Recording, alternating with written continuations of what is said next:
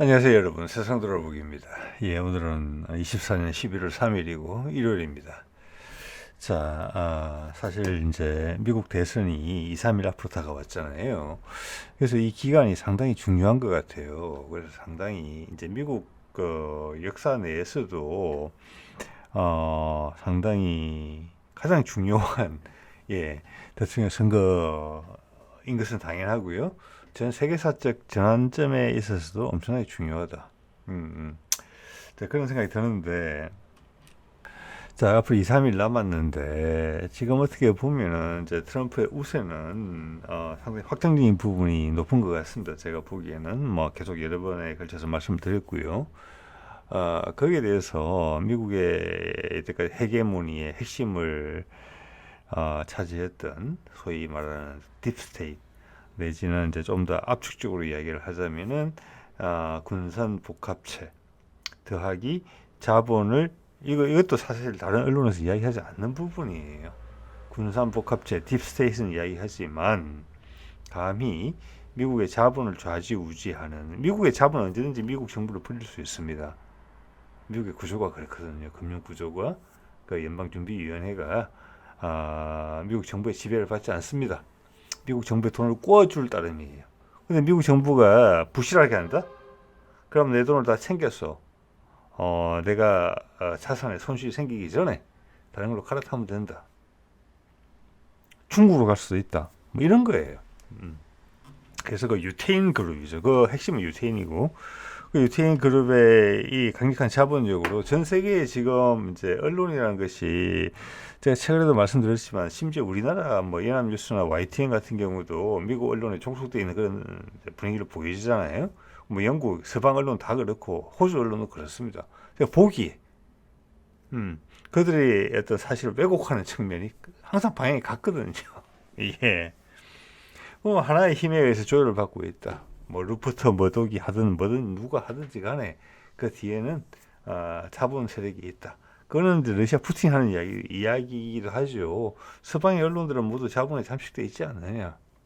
자, 그러면서 우리 공영 언론이라는 부분, 그리고 독립 언론이라는 부분, 우리도 지금 윤석열 정부 들어와서 그런 분위기 아주 세지잖아요. 사기업이 언론 기업을 산다는 게. 자, 이 점에 대해서 우리가 이제 예전에 이명박 정부 때 거의 의료를 민영화할 뻔했어요. 근데 미국에 사고가 났죠. 그래서 우리는 못했어요. 그리고 우리 기업 은행들도 투자은행으로 가려고 했어요. 근데 미국에 사고가 나면서 금융위기가 나면서 그거 물 건너갔어요. 우리한테 엄청나게 운이 좋았던 거거든요. 그래서 공영 언론이라는 이것이 얼마나 중요한 것인지 우리가 한번 더 깨닫게 됩니다. 지금 세상의 언론은 그렇지 않습니다. 예. 자, 그런 와중에 지금 이제 엄청난 그 파워 게임이 벌어지고 있는 것인데 기존의 세력과 어떤 새로운 움직임. 기존의 세력이라는 것은 그런 어떤 이제 가짜 언론 위에 기반한 어떤 지배자 세력이죠. 그리고 우리한테는 민주주의라는 가짜 그림을 보여주면서 사실은 이제 착취를 해왔던 것인데, 뭐 유럽의 각국의 상황을 보면 그것은 더 뚜렷합니다. 예. 거기에 이제 우리의 전 세계 인구의 대다수를 차지하는, 우리죠. 여러분이 제 같은 사람들. 거기에 대해서 저항하는 그런 국면인 것이에요. 근데 이게 이제 전쟁으로 치닫게 되면은, 전쟁이라는 큰 이제 무리수가, 생기게 되면 사실 가장 많이 희생되는 것은 우리예요. 우리 같은 보통 사람들. 동시에 그런 특권층, 우리를 지배하는 계층은 그대로 유지가 되게 돼요. 그래서 이게 이제 큰 영어로 말하면 빅딜인 건데 큰 전환점이죠. 예. 자, 그런 것이 지금 2, 3일밖에 안 남았다. 미국 대선으로 그게 이제 꼭지점을 돌게 되는 것인데 그 과정에서 가장 큰 이게 순리대로 간다기보다는 전쟁 없이 갈 것이냐. 즉, 여러분이나 저 같은 민초들한테 힘이 실리는 그런 세상으로 갈 것이냐. 아니면은 지배자 계급이 손바뀜을 하는 것이냐. 예를 들어서 미국에서 중국으로. 그것을 이제 가늠할 수 있는 큰 시금석은 뭐냐면은 향후 2, 3일 내에 이스라엘이 이란을 공격할 것이냐 말 것이냐 저는 개인적으로 그렇다고 봅니다. 예, 좀 그에 관련된 제 생각을 이제 말씀드리겠습니다. 개인적인 의견이죠. 참고하시기 바랍니다. 자, 그래서 얼마 전에 쓸만한 기사들이 나오기 시작했어요. 자, 이거죠. 인도 언론에서 보도한 거죠. 힌두스탄 타임스. 지금 서방 언론 이런 보도를 전혀 하지 못합니다. 뭐 일본, 유럽, 우리나라는 다 말할 것도 없고요. 푸틴의 절친이 미국을 쫄게 했다. 약간의 의혹이 포함되어 있지만 이게 이 기사 제목의 의미를 잘 전달하는 제목이라고 생각을 합니다. 왜 그랬을까까지 설명을 해주지 않지만 이 정도까지라도 보도하는 것은 여기밖에 없습니다. 예. 자, 그래서 이것은 제가 뭐 최근에 여러 차례 걸쳐 연속적으로 말씀드리고 있습니다만은 미국 트럼프가 유리한 대선을 미국의 딥스테이트이 억지로 뒤집으려고 하지 마라. 왜냐? 그러려고 하는 세력이 엄청나게 많이 존재하니까 지난 7, 80년 동안 두 세대 이상에 걸쳐서 여기에 대해서 빨대를 꽂고 편안하게 살아왔던 세력이 있으니까 심지어 우리나라에까지 그 하부 구조가 형성될 정도인데 그들이 왜 이런 충동이 없겠느냐? 그들이 왜 도착될 이유가 없겠느냐? 충분히 도착되죠. 자신감이 충만돼 있었고 지난 7, 80년 동안 항상 그렇게 돼 왔으니까 이런 위기에 있어서. 자, 그 정도 두꺼운 유리를 깨기 위해서는 이 정도가 필요하다는 게 제 생각에는 푸틴의 판단이고 그 점에 있어서 김정은과 크게 공유를 했다고 봅니다. 미국에 대해서 가장 강력하게 저항하는 세력들. 그리고 어제도 말씀드렸지만 이 둘에 당연히 연계가 돼 있죠. 3일 전에 러시아가 ICBM 열발 발사하고 이틀 전에 김정은이 이 기사 제목처럼 가장 강력하죠. 러시아의 ICBM보다 훨씬 멀리 날아가야 되니까 지정학적 위치상 북한의 이 ICBM 발사가 소위 연동이 돼 있다. 뭐 때문에? 이것은 대중들이 이해할 수 있는 수준은 아니에요. 그렇잖아요. 아무 언론의 보도가 없잖아요. 심지어 이 인도 언론 보도마저도 이것은 푸틴과 김정은이 미국의 딥스테이트에 하루 던지는 메시지예요. 자기들끼리 주고받는 메시지예요. 아무 주파수예요. 우리는 몰라도 전혀 상관없어요. 자, 그래서 더 강렬한 거예요. 즉 이것은 뭐냐? 미국의 딥스테이트는 확실히 인지했다는 거예요. 거꾸로 이야기하면. 그런데 거기에 대해서 큰 반응이 없었어요. 군사적으로. 이거는 제가 봐서는 접수가 됐다는 신호로 일단 보이거든요. 자, 이게 또 하나 상당히 괜찮은 제목이죠. 북한군의 러시아 파병이 중국을 불안정하게 만든다. 실제 제목을 보면은 이제 지금 전 세계 소문이 난 것이 우리 한국발로 소문이 난 것이 이것이 딥스테이트 존재고 기존 미국 기득권 세력의 패권 구조에 기생했던 수많은 엘리트 계층들이 호소하고 푼 내용이에요. 북한군이 죽었다 이거죠. 우크라이나에서. 예. 그것이 중국을 불안정하게 만든다 이런 이야기인데 제가 지금 올린 제목은 전혀 하자가 없다고 봅니다. 북한군이 러시아 파병 중국을 불안정하게 만든다. 그죠? 그들의 기사 의도와는 좀 다르지만 이것이 엄청나게 의미하는 바가 커요. 대중들은 이 말을 듣고 이게 좀 복잡하잖아요. 예.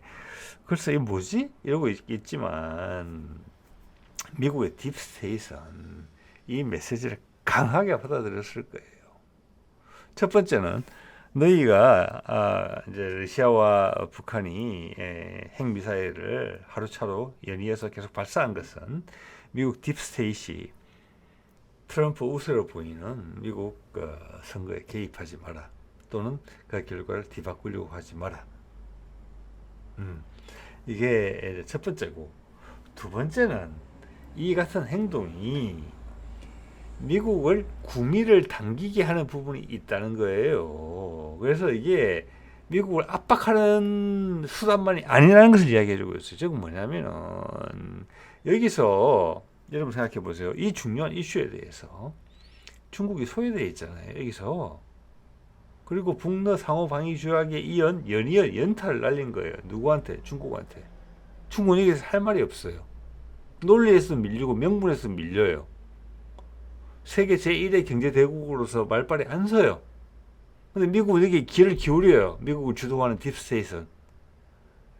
그리고 저울질해요. 딥스테이트이. 지금 푸틴 말이 맞네.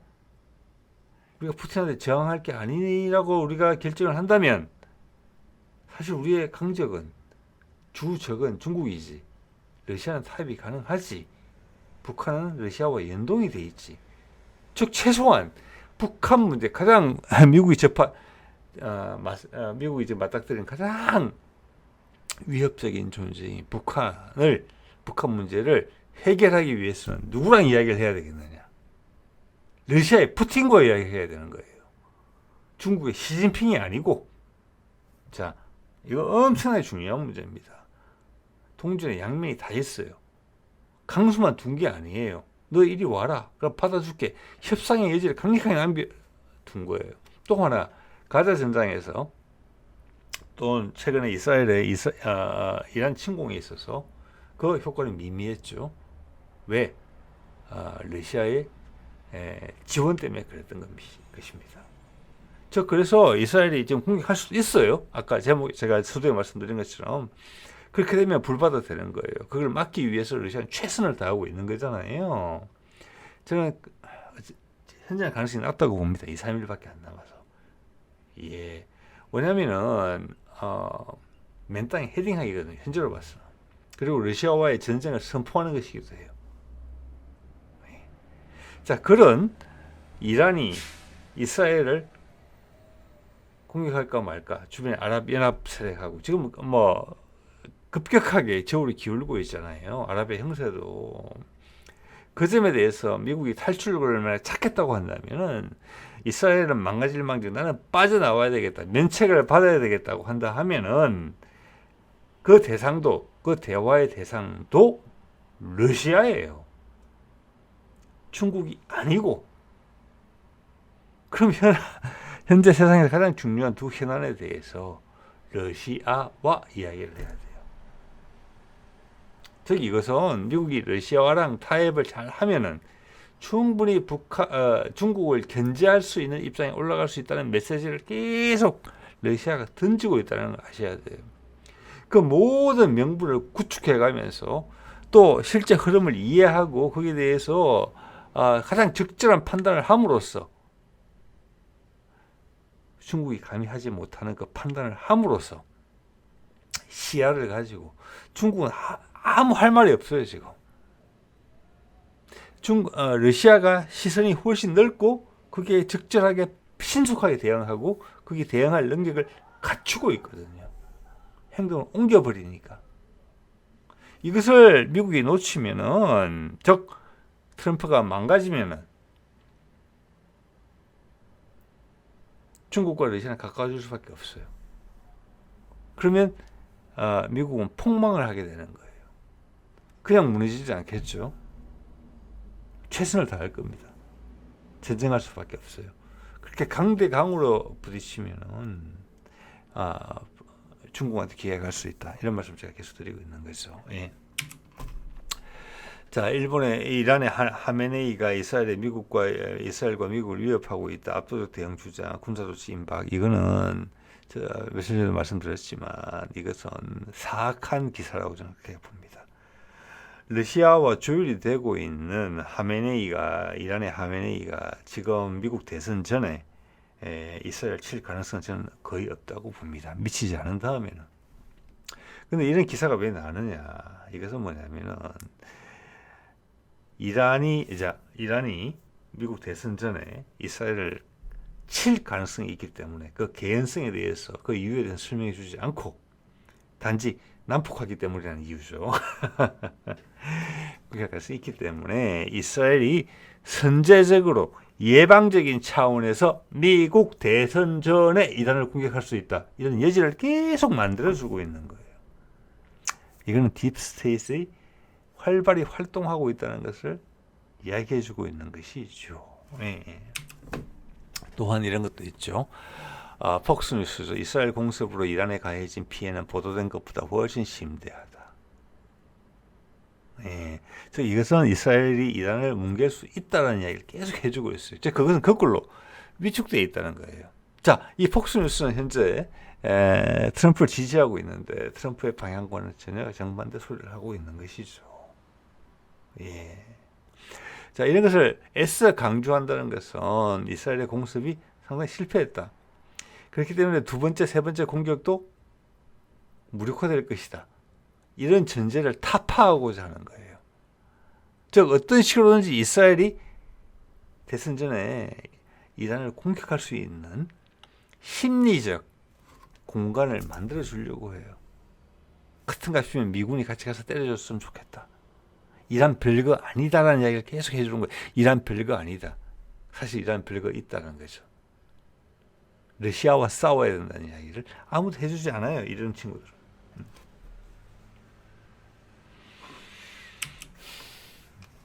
자, 오늘 이런 기사가 났더군요. 이게 뭐 거짓말일 수도 있고 진실일 수도 있어요. 이란이 F-35 잡는 레이더를 르에서 구매한다. 저는 사실과 가깝다고 봅니다. 왜냐하면은 이제 여러분도 많은 부분들은 이제 제 채널에 와서 여기까지 보시는 분들은 이제 인지하실 거예요. 이스라엘에게 이란 공습이 상당히 취약했다. 원래 하려고 했던 것에 아주 일부분도 이루지 못했다. 이란이 이스라엘 공격할 때 탄도탄이 떨어지는 많은 장면들이 잡혔는데 이스라엘은 그런 모습 하나 카메라에 잡지 못했다. 자, 거기에는 제가 뭐 최근에 소개해드린 몇몇 전문가들의 이야기처럼 러시아의 기술들이 많은 도움을 줬다. 그럼 뭐 두 가지 정도 이야기가 있는 거잖아요. 지금 S-400 시스템이 들어가 있는 것으로 되어 있기 때문에 일단 락군이 됐다. 이스라엘 기들이 락군이 되면은 자기들이 알거든요. 공공기들이. 예, 그리고 또 전자전 이야기가 있습니다. 그 두 개가 동시에 사용됐을 거라고 봐요. 왜? 두 개가 다 지금 공급된 게 이야기가 되고 있거든요. 나오고 있거든요. 자, 거기에 대해서 그래서 무력화시켰단 말이에요. 이스라엘 공격을. 그런데 추가로 공격하겠다? 이거는 이제 기름을 쥐고 불에 들어가는 것인데 미국을 끌어당기고 싶은 것인데 미국 안 들어간다 그러잖아요. 근데 네타냐후는 지금 그럴 수밖에 없는 입장이었어요. 그래서 향후 2, 3일간에 네타냐후가 그 모든 한계를 극복하면서 미친 짓을 할 것인가 말 것인지 그걸 말리기 위해서 지금 수많은 작업이 벌어지고 있는 거잖아요. 이런 것도 그런 거 일환이에요. 정치적인 게임이에요. 어떻게 보면은 이스라엘 함부로 강 큰 생각하지 마라 이거죠. 너 경험하지 않았어? 네.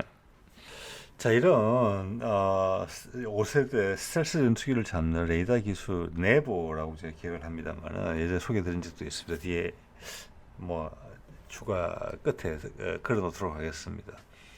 그런 레이더도 이제 파견이 됐다는 것인데 그런 것들이 전력화된 지는 오래됐습니다. 사실은. 네. 그래서 이란이 이번에 그 효과를 확실히 느꼈다. 그래서 산다. 예. 그리고 뭐 지금 네타냐후 2, 3일 내에 이 작업을 또 추가 공격을 한다고 했을 때, 즉 이것은 뭐냐면 1차 지난번 공격 때 F-35도 동원이 됐다는 겁니다. 그래서 이 기사가 이야기하는 것은 너희들 이거 힘들지 않았니? 그 절대 잊지 마라. 그러니까 무리한 도발을 하지 마라. 향후 2, 3일간에 이야기를 하고 있다고 저는 봅니다. 예. 자, 그래서 이제 우리 보통 사람들이 잘 모르잖아요. 스텔스기 하면 안 보인다라고 생각하기 쉬운데 절대 그렇지 않습니다. 이 기술이 일반화되고 있어요. 이미 중국도 보유하고 있고 러시아도 이미 보유하고 있습니다. 그리고 이거는 되게 주파수가 긴 걸 써요. 우리 그러니까 저 뭐 AM 라디오 주파수 같은 거 쓰는 거예요. VHF 뭐 이런 거를. 그래서 기술적으로 돈도 별로 안 들어요. 사실은. 그 방법론만 취득을 한다면은. 그래서 우리나라에서 이런 이야기 했잖아요. 이미 21년 5월, 이미 3년이 넘었네요. 제가 다뤘던 내용입니다. 그때. 링크는 끝에 걸어 놓겠습니다. 우리 국방과학연구소가 저피탐 항체 탐지 레이더 기술을 개발했다. 자, 우리가 잠재적인 적국으로 삼고 있는 중국이 5세대 전투기가 있고 러시아가 5세대 전투기가 있고 일본에도 F-35를 들여왔잖아요. 우리는 당연히 제피탐 항체 3제 레이더 기술 개발해야 돼요. 저는 미국이 이 기술 가지고 있다는 이야기를 못 들어봤습니다. 이거 큰 문제예요. 미국은 오만함의 극치죠. 네. 자, 그래서 이것은 A사 방식이고 고출력이고 고감도 하드웨어 기술을 개발했다. 예. 이것은 당시에 상황을 봤을 때 우리가 이런 것도 가지고 있다. 미국 너희가 가지지 못한 이런 것들 필요하지 않아? 그리고 향후 지금의 이제 이스라엘에서 수입해온 그린파인 레이더를 우리의 LSM 레이더의 확대판으로서 국산화하고자 하는 광역 방공 레이더에 이 기술을 접목하겠다. 어떻게 보면 너무나 당연한 이야기예요. 우리 주변국이 다 5세대 전투를 다 가지고 있으니까 그 기술 거기에 포함시키겠다. 이런 이야기를 이미 3년 전에 했어요. 그러니까 지금 러시아가 이란에 배치해서 그 실력을 보여준 것은 전혀 과장된 게 아니에요. 이스라엘이 그걸 무시했다. 미국이 그걸 무시했다. 이렇게밖에는 볼 수 없는 이야기예요. 네네. 자, 트럼프가 미시간 유세를 했어요. 마지막에 미시간의 경합주의입니다. 아랍계를 대상으로 마지막에 했어요. 그게 아마 지금 제일 주요한 주요한 행사였던 것 같아요. 선거 전에 이틀 남았잖아요. 주말이니까 화요일이 이제 선거잖아요. 여기 보면은 간단하게 이야기했습니다. 아랍계를 대상으로 이야기를 했어요. 우리는 평화를 원한다 이렇게 이야기했어요. 레바논에서 평화를 원한다 이렇게 이야기를 했습니다. 레바논 출신 사람들 많이 안다 그러면서 그게 어필하는 걸 했거든요. 근데 제가 여기서 주목하는 것은 왜냐하면은 미시간이 미국에서 아랍계 이주민들이 가장 많이 사는 곳입니다. 20만 표 정도 되는 것으로 제가 아까 봤습니다. 20만 표. 이 경합주거든요. 이때까지 아랍계의 표는 전부 다 민주당 표였거든요. 그게 지금 절반 이상이 트럼프 표로 돌아섰어요. 그래서 지금 국내 언론의 보도와는 전혀 다르게 트럼프는 이란과 전쟁할 생각이 없어요, 여러분. 지금 잘못된 보도를 많이 하고 있어요. 여론 왜곡이에요. 트럼프가 과거에 이란과 오바마가 맺었던 핵협정을 파기했다는 이유로 해서 트럼프가 당신이 되면 이란과의 전쟁이 높아질 것이다 이렇게 말하는 게 있어요. 그게 왜냐하면 지금 공화당의 입장이고 폭스뉴스의 입장이거든요. 근데 실제 트럼프는 안 그래요. 평화적으로 해결하려고 그래요. 그래서 확인시켜 주는 거예요. 이게 그렇기 때문에 그 고향에 있는 그 친지들을 생각하면서 아랍계 미국인들이 얼마나 많이 고민을 했겠습니까? 이게 대해서 0%의 지지율에서 50% 이상의 지지율을 옮겼고 미시간을 트럼프가 가져가게 된다면 그게 큰 영향을 주게 될 거예요. 그러면서 이 위에 제가 노란 동그라미 보이시죠? 3일에 걸쳐서 3일 만에 네타냐후한테 비비가 네타냐후죠. 네타냐후한테 두 번의 큰 쇼크를 줬다. 이게 두 번째 쇼크라는 거예요. 레바논도 평화를 원한다. 레바논 전쟁이 종식이 돼야 된다는 거예요. 지금 레바논에서 이스라엘군은 박살나고 있잖아요. 그들이 차지했던 진지를 잃고 있어요. 헤즈볼라를 얕봤어요. 헤즈볼라는 엄청난 준비를 많이 했어요. 그래서 북부 사령부 사령관, 우리말로 하면 군단장, 그 지역을 맡고 있는 군단장이 차량 전복 사고로 큰 부상을 입었어요. 레바논 남부에서. 이스라엘은 그렇게밖에 보도를 안 하지만 멀쩡히 가던 차가 괜히 전복됐을 이유는 없어요. 여기에 헤즈볼라가 관여됐을 수 있어요. 그리고 신화를 암살하고 나서 가자 지구의 하마스를 다 꺾었다고 이야기를 했지만 오히려 지금 이번 10월 달 들어서 역대급 이스라엘군의 피해가 발생하고 있어요. 이미 안 갚으면 이란이 움직이지 않더라도 헤즈볼라, 하마스, 후티가 다 해주고 있어요. 그리고 그들이 준비를 오래 해왔다는 것을 알 수가 있어요. 상황에 따라서 대응의 수위를 조절했다고밖에 하는 생각이 안 돼요. 드론 다 가지고 있었어요. 이스라엘의 아이언돔을 어떻게 돌파하는지 이미 다 알고 있었어요. 근데 이때까지 활용하지 않았어요. 적절한 타이밍이 오니까 정확하게 필요한 목표를 타격할 때는 아이언돔을 회피하면서 때렸어요. 예를 들어서 네타냐후의 사저 같은 경우에 그것도 죽이려고 한 건 아니에요. 죽이려고 해서 여러 발 보냈겠죠. 약한 걸로 경고만 한 거예요. 이스라엘은 이것만 해도 몸소리 쳐줘요. 예. 근데 이거를 다 돌파하고 과연 이란을 공격할 수 있을 것이냐? 그래야만 네타냐후가 사니까. 이게 관건이에요. 2, 3일간에.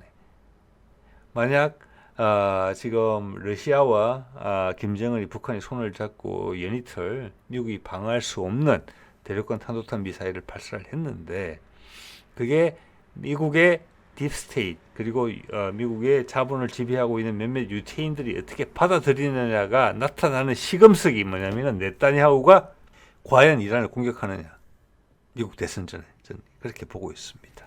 예. 자, 그래서 두 번째, 아까 좀 전에 이제 3일 만에 두 번의 이제 큰 쇼크를 줬다고 했는데, 그 첫 번째 쇼크는 뭐냐면은, 트럼프가 이런 말을 했다는 거거든요. 내가 당선되기 전에 가자 전쟁 끝내라. 제가 여기까지는 충분히 계속 살펴보지 않아가지고 정확하게는 제가 모르겠습니다만은, 제가 짐작한 데는 3일 만에 했다기보다는, 보도 기준으로 보면 3일이지만, 사실은 지난번에 네타냐후가 미국 의회 연설차 미국을 방문했을 때 플로리다에 있는 트럼프의 집을 방문합니다. 그때 이것이 트럼프가 한 이야기로 지금 알려져 있어요. 그게 보도가 지금 3일 안에 됐을지는 몰라요. 내가 당선되기 전에 가자전쟁을 끝내라. 자, 그리고 오늘 레바논 이야기 나왔죠. 이거 명확한 거예요. 예. 자, 이것은 뭐냐면 지금 살살 일부에서 보도가 나오는데 트럼프가 당선이 되면은 미국이 이스라엘 지원하는 것을 무기 지원 같은 거 그것도 뭐 엄청난 금액이 또 들어가고 있죠. 그것을 끊겠다. 이것은 여러분 그걸 이해하셔야 돼요. 미국의 현실을 감안할 때 미국의 그 유태인 그룹, 자본가 그룹을 한테 뺨을 때리면서 뺏어오는 그런 거가 돼서는 안 되거든요. 그들은 미국을 지탱하는 큰 힘이에요. 자본가들의. 그래서 그것은 아주 미묘한 어떤 주도권의 이동 이런 거거든요. 그래서 그것이 지금 트럼프가 이미 지금 그 네타냐후 만날 때 본인은 이긴다고 확신은 있었다는 거고 그 지난 몇 달간의 과정에서 미국 유태인 자본가 그룹들이 미국을 버릴 수는 없다. 그렇지만 네타냐후는 계속 지지할 수도 없다. 내 자본이 다른 데로 옮겨가기도 좀 애매하다. 그런 것들이 트럼프가 만들어왔던 성과라고 보셔야 돼요. 여기에는 푸틴이 강력한 작용을 하고 있는 거죠. 아까 중국의 입장에 대해서 설명드렸지 않습니까? 그러면 언제든지 이 수많은 엄청난 자본을 가지고 내 재산이 축나기 전에 다른 나라로 다음 패권국으로 옮겨가려는 그 미국 내 자본가 그룹들이 중국으로 덜컥 옮겨갈 수가 없다는 거예요. 왜? 다원화잖아요. 다원화. 미국에서 중국으로 가는 게 아니고 여러분 이 게임의 묘미가 여기 있는 것입니다. 생각보다 훨씬 복잡해요. 그 자본가 그룹이 움직일 수 없게 됐다는 것을 트럼프가 알았다는 겁니다. 막판에 이 아랍계 미국인들한테 와서 지지를 호소하면서 여기에 대해서 미국의 자본의 대부분을 차지하고 있는 유태인들이 어쩔 수 없이 받아들여야만 된다는 것을 알고 있었다는 거예요. 이게 트럼프의 작품이에요. 자, 그런 점에서는 대선은 결정이 됐다고 봐요. 그렇지만 네타냐후가 욱할 수 있어요. 그리고 우리 윤석열도 욱할 수 있어요. 그럼 거기에 마땅한 대접을 받을 겁니다. 전 세계를 자신이 끌고 가지는 못해요. 네타냐후도 윤석열도. 자, 이게 예전에 제가 23년 11월에 보도에 제가 올렸던 영상의 제목입니다. 분노하는 아랍계 미국인, 바이든 재선을 헛된 꿈으로 만들 수도. 이게 이겁니다. 이게 지금 아랍계로서 가자 출신의 사진 속에 있는 사람은 지금 디트로이트 인근에 거기 아랍계가 많이 모여 살거든요. 그 디어본이라고 요번에 트럼프가 마지막 가서 유세했던 곳이 바로 거기입니다. 이 사람이 살고 있는 곳이. 친척 20명이 죽었다는 거예요. 이스라엘 폭격으로. 그래서 그 당시 아랍계 미국인들 아까 여기 보니 20만 명 정도 표가 돼요. 미시간에서만 좌지우지한다는 거죠. 경합 주니까. 그래서 여태까지는 계속 민주당을 찍어왔지만 이제는 기권을 할 수 있다. 제가 그때 보도 이것을 올려드릴 때마다 그 아랍계 분위기는 그랬어요. 기권을 할 수 있다. 내가 차마 공화당을 찍을 수가 없기 때문에 기권한다. 20만 표가 날아간다 했죠.